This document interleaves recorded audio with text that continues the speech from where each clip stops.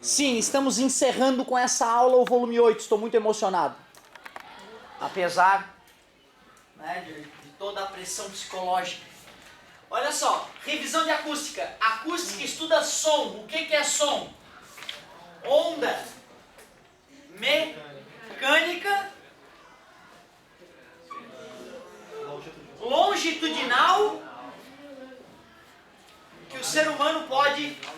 Audível, que o ser humano pode escutar, audível. E aí se estabeleceu internacionalmente que som é entre 20 e 20 mil Hz. Eu não sei se tu estivesse aí na feira, não sei se alguém de vocês apareceu na feira, mas teve um grupo que falava de ondas, né? Em que eles tinham um aparelhinho lá no celular, muito legal, aquele programinha muito legal. Botava a idade da pessoa, né, e o barulho que a pessoa escutava. Então, ó, tem um barulho que só as pessoas com até uns 6, 7 anos escutam. Aí eu comecei a ficar agoniado. Sim, então tem gente que está escutando esse barulho. Sim, se for bem novinho, escuta. Aí, ó, até 14 anos. E mudo o celular pra mim, mudo. Até os 20 anos, comecei a ficar nervoso. O celular me dava mudo. No primeiro ano. Aí depois que botava numa certa idade, começava um barulho bem agudinho, cara. Lá com uns 30 anos eu comecei a escutar, eu amei, pelo menos isso. Mas legal saber, né, que teu sistema auditivo é diferente de uma criança. A criança escuta barulhos que vocês não escutam, certo? Porém, para sons mais graves, vocês têm mais facilidade do que uma criança muito novinha, certo? Porém, quando ele vai ficando muito velho, tanto os sons graves quanto agudos ficam menores. Aí começa, hein? E aí vai, né? É o clássico. Então, bacana saber isso, né, cara? Que muda a tua capacidade auditiva. Frequência acima de 20 mil. Ultrassom abaixo de 20. Infrassom. Ultrassom, várias aplicações, desde a ultrassonografia. Medicina, né? Na medicina, pra ver se as tripas estão tudo direitinho, né? O cara tá com dor no abdômen. Primeira coisa que o médico pede. Ultrassom de abdômen total.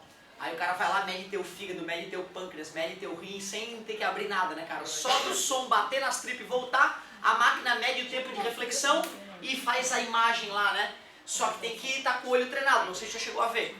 O leigo olha para aquele negócio, meu Deus, estou morrendo, está tudo desorganizado ali dentro. Mas o técnico não, ele sabe, ele está enxergando o que está acontecendo ali, né? Então, ultrassonografia. Na indústria a gente também faz ultrassom de equipamentos de aço, por exemplo, para ver se tem trinca, etc e tal. Cuidado, o que é a altura do som? A altura é, na verdade, a frequência. O que é um som alto, então? Alta frequência, agudo. Som baixo, baixa frequência, grave. O volume a gente vai medir através da intensidade.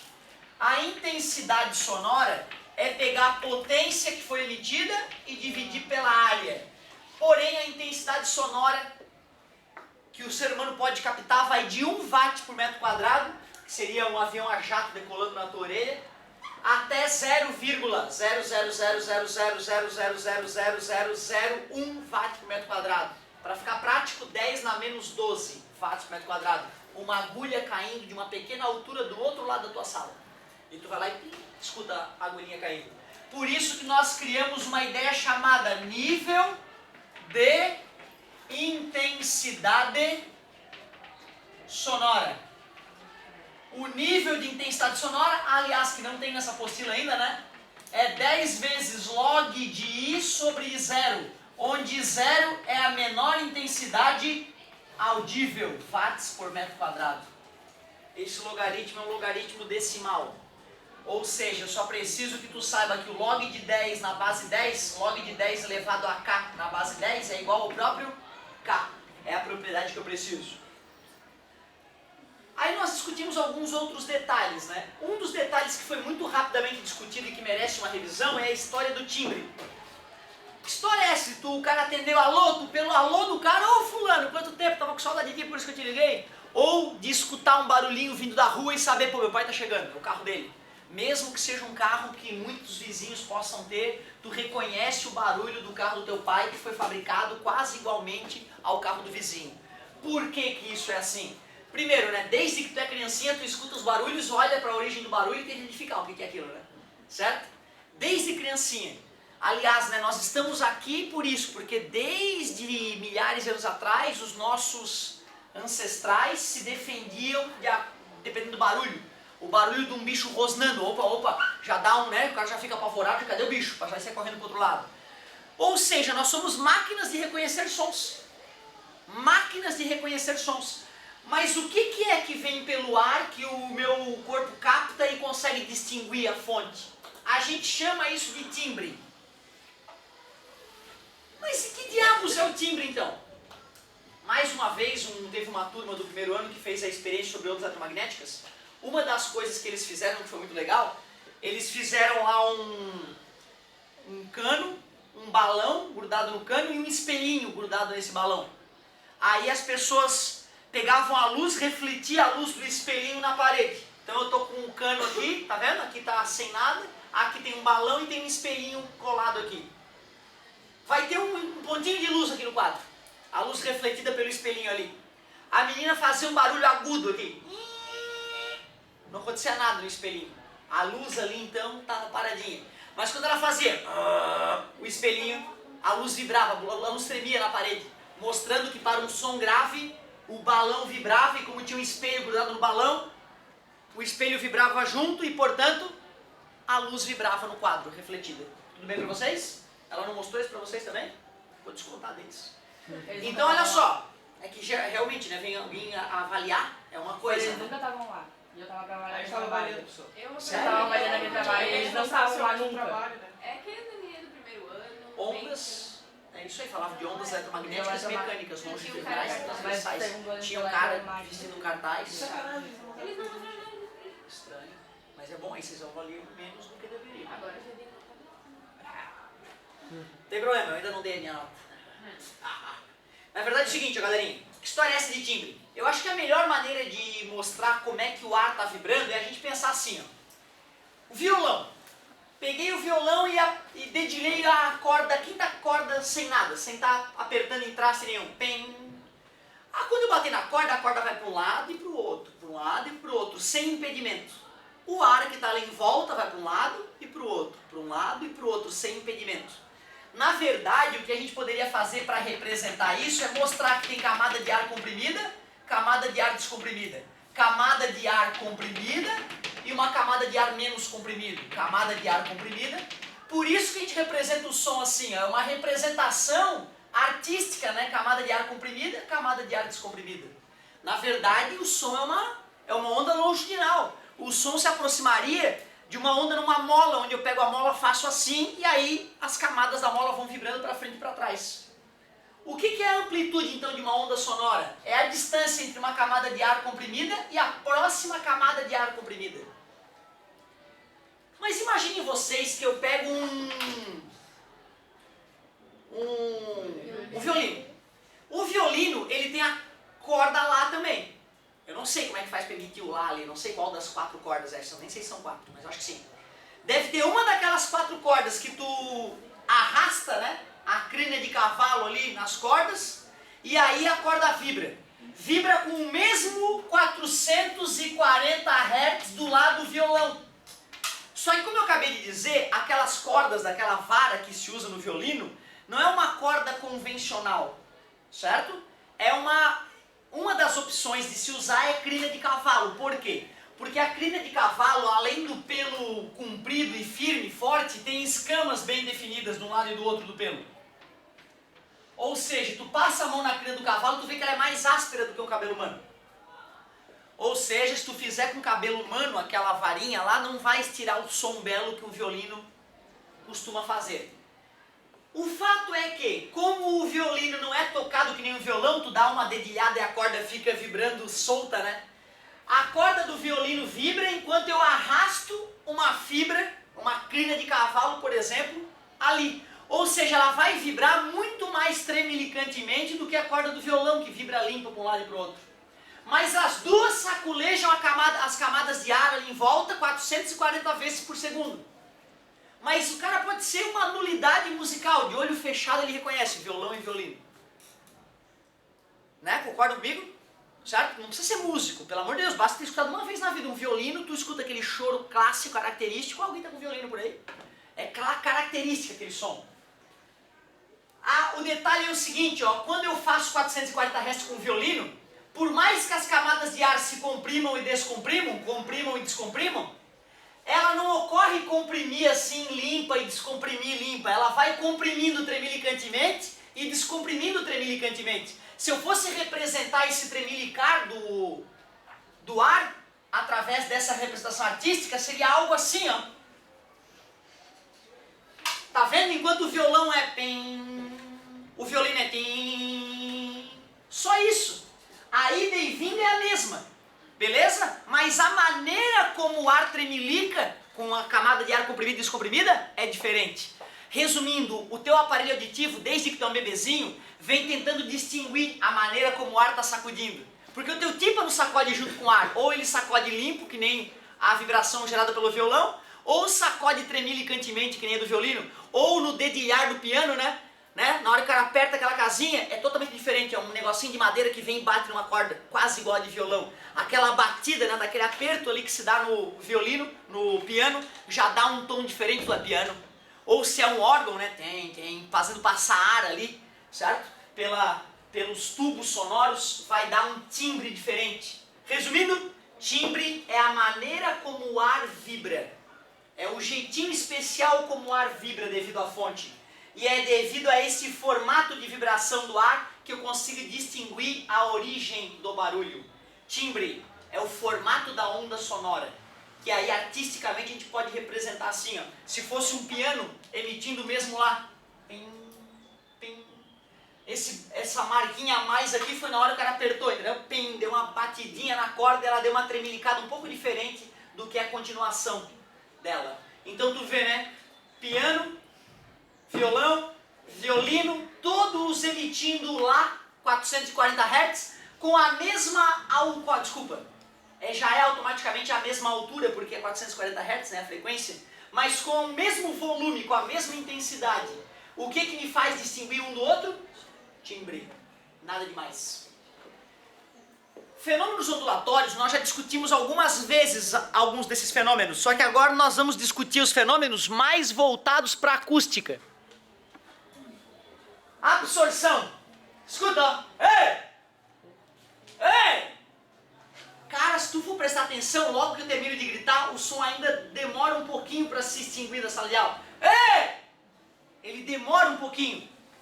Que bom que acontece porque o som bate na parede, volta e bate naquela parede, volta e bate naquela parede, volta. Se ele não fosse absorvido, a gente ia escutar o grito. Ei! Imagina, primeiro começo de conversa, ferrou. Porque aí esse barulho não vai mais sair da sala se não for absorvido, né? Até vazar pelas janelas, a gente ia enlouquecer. Ia ter que ter organização muito maior do que a gente já tem para poder falar, né? Ia ter que começar uma conversa, sair da sala, esperar o som sair pela janela e depois voltar. Pô, tava agoniado com aquela conversa. Imagina, não, ferrou. Então, amém. Absorção. Agora tu vê, né? A luz de galáxias distantes já é muito mais difícil de absorver, né? Certo? E aí, então, mesmo que tênue o raio de luz que chega aqui na Terra, a gente pode captar e poder tirar conclusões das galáxias distantes. Que bom que a absorção do som é rápida e a absorção da luz nem tanto, né? Senão nós jamais conseguiríamos escrutinar os confins do universo. Tá, professor, e o eco, tipo... Aí lá vem ela com aquela voz. O eco. Perfeito. Porque quando tu vai falar, ele continua. Pois é, mas só um pouquinho, né? Porque senão ia ter eco em cima de eco. Mas é verdade, se a absorção for muito grande, tu não teria a chance de escutar o eco. Ou seja, eu não vou conseguir escutar um eco a 300 metros do obstáculo. Eu tenho que estar um pouquinho mais que os 17, para o meu cérebro já separar o som original do som refletido e não ter absorvido tanto. Parabéns! Ou seja, a gente nunca vai conseguir um eco a 100 metros de distância, né? Porque o som provavelmente do nosso berro vai ser absorvido, a não ser que tenha uma caixa de som potente para nos ajudar.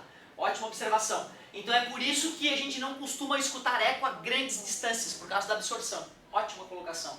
Reflexão é quando o som bate e volta. Dentro da reflexão nós estudamos o tempo de persistência auditiva. Qual é o tempo de persistência auditiva?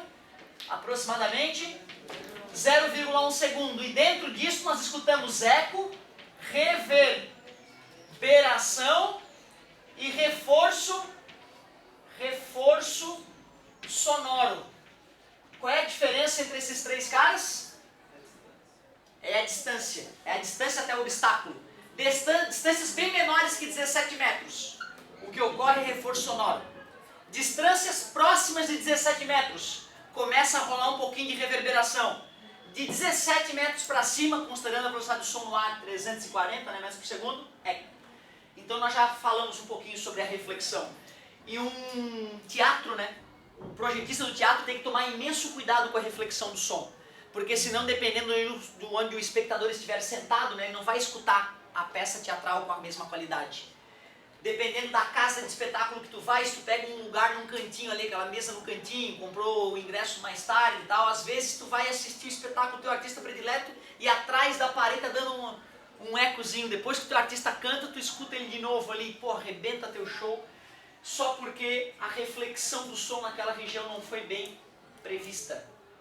O que é refração? A gente se dedicou mais à refração da luz, N de chegada, seno de chegada, igual a N de saída, seno de saída. Mas o som refrata. E se o som refrata, falar em índice de refração para o som não faz sentido. Porque índice de refração é C sobre V. É a velocidade da luz no vácuo. Ou seja, aqui nós vamos ter que modificar um pouco as fórmulas que nós usávamos. Nós usávamos a fórmula N de chegada, seno do ângulo de chegada, é igual a N de saída, seno do ângulo de saída. Isso é para a refração da luz. Vamos modificar um pouco a fórmula. Refração continua sendo o desvio que a onda sofre ao mudar de meio de propagação. Só que índice de refração não faz sentido para som.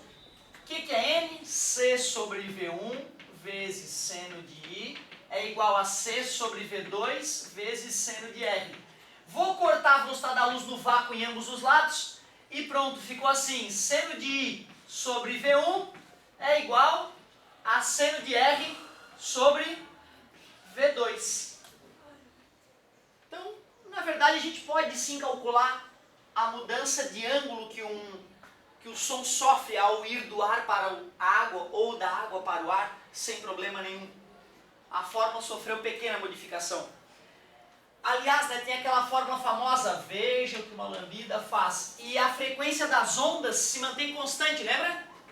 V sobre lambda igual a F. Resumindo, quando a velocidade dobra, o comprimento de onda também dobra para a frequência continuar a mesma. Ou seja, eu também posso usar no lugar da fórmula, em vez de V, eu posso usar lambda se eu quiser. Seno de I sobre lambda 1 é igual ao seno de R sobre lambda 2. A apostila, para tentar juntar essas fórmulas numa única fórmula, ela escreveu assim, seno de I sobre seno de R é igual V1 sobre V2, que é igual lambda 1 sobre lambda 2, que é igual, se nós quisermos relacionar com a luz, é N2 sobre N1. Cuidado, o N mudou, tá vendo? Então, digamos que essa aí é a fórmula poderosa para a refração. Nós sabemos que a luz, quando vai do ar para a água, aproxima ou se afasta da normal quando a luz vai do ar para a água? Se aproxima porque a velocidade diminui, lembra? Mas o que eu disse a vocês sobre a velocidade do som no ar e na água? Alguém lembra? Isso, para o som, a velocidade nos sólidos é maior que nos líquidos, que é maior que nos gases. Assim, quando o som vai do ar para a água, sua velocidade aumenta, A velocidade aumenta e ele se afasta da normal. Então, tu vê, aqui a ideia é diferente. Mas tu já viu um raio de som? Nem eu. Apesar de o raio de som não existir, nós podemos dizer que é uma camada de ar comprimida e uma camada de ar descomprimida. Comprimida, descomprimida, comprimida, descomprimida e assim por diante. Apesar de não existir o raio de som, nós chamamos de raio de onda a reta que é perpendicular a todas as frentes de onda. Então, eu faço uma reta que é perpendicular às frentes de onda. E aquilo é chamado de raio de onda. Assim como era o raio de luz, embora não exista o raio de som, eu posso desenhar um raio para ele. Olha que legal. O amigo estava certo. Como a velocidade aumenta, se afasta da normal. Este é o novo raio de som. E aí, nesse caso, tem pontilhada, linha cheia, ar descomprimido, ar comprimido, ar descomprimido, ar comprimido. Então, resumindo, o que mudou aí, na verdade, é o ângulo entre as frentes de onda, certo? Se propagando no ar, e o ângulo entre as frentes de onda se propagando na água. Então, esse aqui é um exemplo da refração do som. Muito bem. O que é interferência, hein, galerinha? Quando duas ondas se batem, se tocam. Ótimo, pode ser. Ótimo. Para ser mais técnico, a gente pode dizer assim, ó, interferência é quando duas ondas se superpõem ou se sobrepõem. Uma fica sobre a outra. Interferência nada mais é que uma superposição de ondas. Quando eu te mostrei interferência, sem estar falando de acústica inicialmente, eu só te disse que crista com crista dá uma crista maior ainda e a interferência é construtiva. Se essa tem 3 centímetros e essa 5 centímetros de amplitude, teria 8. Mas depois que elas se cruzam, elas continuam, tá? A de 3 centímetros continua, a de 5 centímetros continua. Beleza? E se for uma crista encontrando um vale, é uma interferência destrutiva. Nesse caso, sobra a crista ou sobra a vale? A maior, né? Como a crista é um pouquinho maior, né? Sobrou um pouquinho de crista. E depois da interferência? Elas continuam. É meio assustador, né? Pô, como é que num ponto ela estava menor, de repente ela ressurge das cinzas? É quase isso, cara. É como se essas ondas fossem independentes. Elas mudam de figura na hora que uma está sobre a outra, mas depois elas continuam. Interferência destrutiva. Nós vimos que no caso da luz, a interferência luz com luz podia dar tanto luz mais forte ainda, como escuridão, na famosa experiência de Young. E, cara, isso é mais comum ainda com som.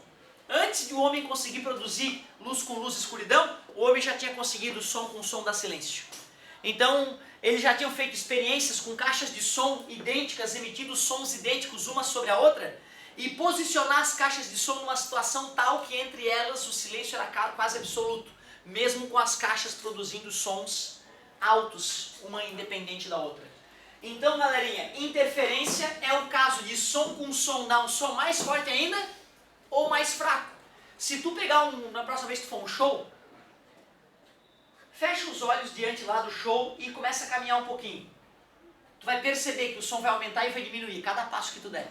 Mostrando que no meio da galera tem regiões onde o som está mais forte e mais fraco devido à interferência. É quase impossível tu conseguir posicionar as caixas de som no estádio de futebol de tal forma que todo mundo no gramado vai escutar a mesma intensidade. Então, hora vai dar interferência construtiva, hora destrutiva. Então, tu caminhando e prestando atenção, tu vai descobrir que tem um lugarzinho mais gostoso para escutar, que dá uma pressão sonora maior. Ou se tiver com dor de cabeça, um lugarzinho que tu caminha pro lado, ó, aqui tá um pouquinho mais light o som. Isso vai ser possível perceber.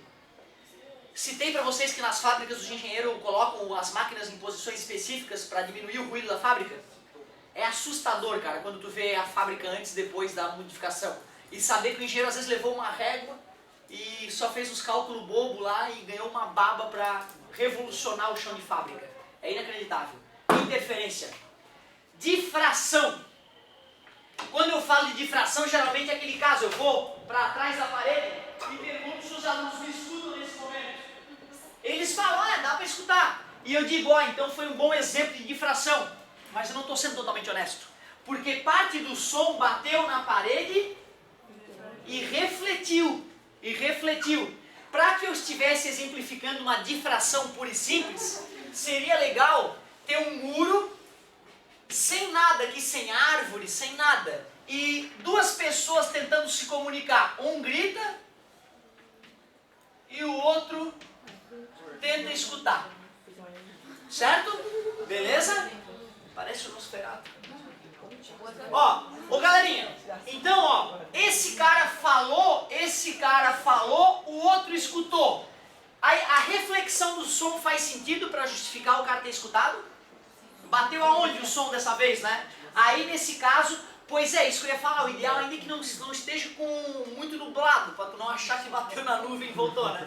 É isso aí. Mas na verdade, o que ocorreu aqui é que a onda contornou o obstáculo. Se eu estou te dizendo que as ondas podem contornar o obstáculo, eu te pergunto, quando tu abre teu quarto escuro, com luz lá fora, tu abre, aí a luz, que é uma onda, entra no quarto. Por que ela não difrata para dentro da porta? Por que ela não ilumina mais o quarto? Por que o som difrata tão bem dentro do quarto e a luz não?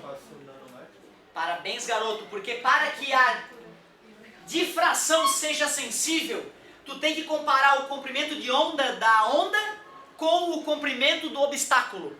Nesse caso, o obstáculo é a porta, e a porta tem geralmente 80 centímetros de largura. Ou seja, só ondas que tenham de comprimento de onda por em torno de 80 centímetros podem difratar.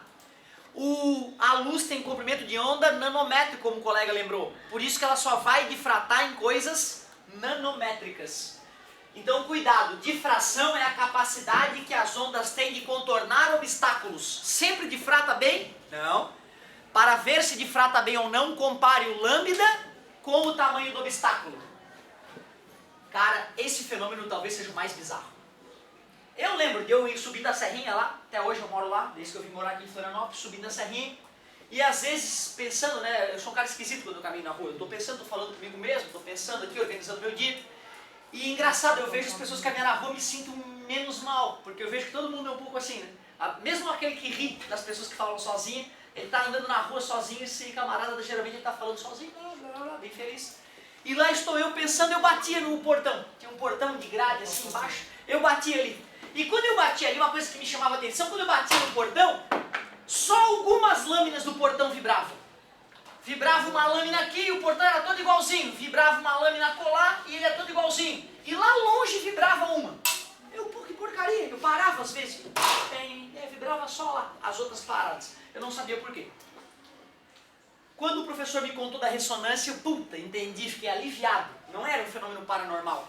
Na verdade, quem tem violão pode curtir a ressonância hoje. Pega teu violão, se ele estiver afinado, toque na sexta corda, a corda mais grossa do violão. Pim, e olha bem de perto a corda mais fina do violão. Tu vai perceber que ela, sem tu tocar nela, vibrou. Isto é ressonância. Na verdade, os objetos estão vibrando. Eles vibram tenuemente. Se uma vibração do ambiente entra na mesma frequência da vibração natural dos objetos, eles começam a vibrar um pouquinho mais. Como explicar isso? Para mim, a melhor maneira de explicar a ressonância é aquela história do balanço. Tem o irmãozinho no balanço e tu empurra. Se tu empurra no ritmo certo, o balanço vai ficando mais alto e a brincadeira vai ficando legal. Quando a frequência do empurrão é igual à frequência do balanço, o balanço vai cada vez mais alto. Tudo bem? Se eu me distraio, começo a mexer no celular enquanto o guri está no balanço, começo a empurrar de qualquer maneira, é possível que na hora que ele esteja vindo, eu esteja empurrando. E aí, em vez de entregar energia, eu vou retirar energia e o balanço vibra menos. Para que eu consiga fazer o balanço balançar adequadamente, a frequência do meu empurrão tem que ser igual ou múltipla da frequência do balanço. Por que múltipla? Porque se o balanço vibra a 1 Hz, uma oscilação por segundo, e eu empurro 2 Hz, eu só vou estar empurrando uma vez se o guri não está na minha mão, né? O que não me importa, beleza? Ou seja, não precisa ser idêntica a frequência para entrar em ressonância. Valores múltiplos também podem colaborar para a ressonância. Exemplos interessantes de ressonância. Quebrar o copo com a voz, certo? Tu chegar lá e vendo a taça. À medida que ela começa a vibrar mais, tu tenta mudar a frequência da tua voz para que entre em ressonância com a frequência natural de vibração da taça. Até que, de tanto vibrar, ela quebre. No desenho animado é a menina que grita fininho, né? E quebra a taça. Na prática, são as pessoas com voz grave que tem mais chance de quebrar a taça. Exemplo legal. Terremoto numa grande cidade. Os prédios pequenos sobrevivem. Contei pra vocês? Os prédios pequenos sobrevivem, os grandes caem. Que absurdo! É que na verdade a frequência do terremoto foi tal que entrou em ressonância com os prédios maiores. Exemplo bizarro de ressonância. Aviões que se desmancham no ar. Aviões velhos. A fuselagem do avião vai ficando cada vez mais frouxa. Um dia entra em ressonância com a frequência do motor de combustão interna e o avião se desintegra no ar por ressonância. Tem um modelo, né, de avião que foi proibido no Brasil há muitos anos atrás, de tantos fazendeiros brasileiros que morreram com esse avião pelo fenômeno da ressonância entre motor e fuselagem.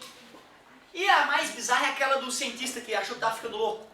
Te contei essa também, né? Começou a ter alucinação e descobriu que o ventilador, o exaustor que ele instalou no laboratório, estava fazendo uma parte do cérebro dele vibrar por ressonância, fazendo ter alucinações. Na hora que ele tirou o exaustor, morreu os espíritos malignos. Para finalizar, polarização. O que é polarizar? É obrigar que uma onda vibre em apenas uma direção. Pega uma corda e começa a sacudir ela em todas as direções possíveis. Ela não está polarizada. Se eu faço essa